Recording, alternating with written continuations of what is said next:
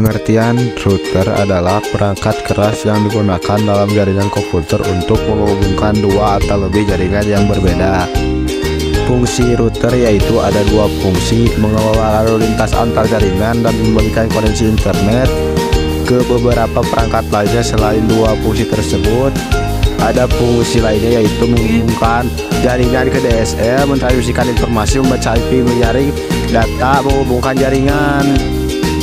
Cara kerja router yaitu dengan mengarahkan jaringan data menggunakan routing table untuk menentukan mana jalur yang akan dilalui sebuah paket data dalam mencapai tujuannya.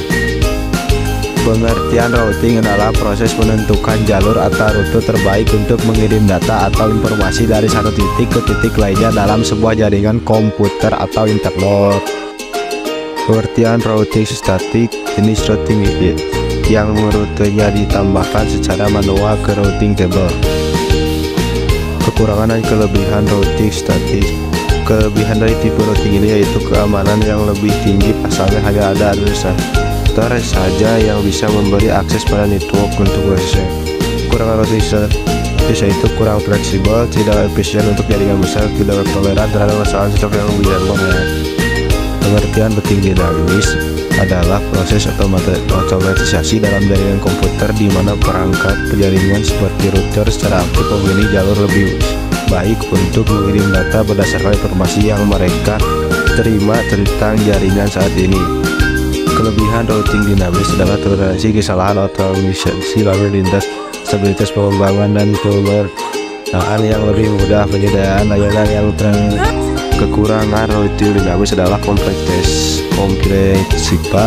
konfigurasi, overhead protokol, kinerja yang kurang speditif, pencanannya terhadap serangan, dibutuhkan sumber daya komputasi yang lebih banyak.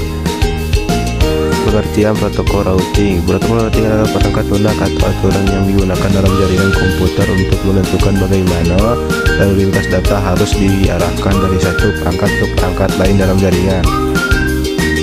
Pengertian EGP. EGP merupakan protokol yang mengumumkan kepada autonomous system yang lain tentang jaringan yang berada di bawahnya. Jenis-jenis EGP yaitu Border Gateway Protocol atau BGP adalah protokol gateway yang paling umum digunakan internet dalam jaringan besar lainnya.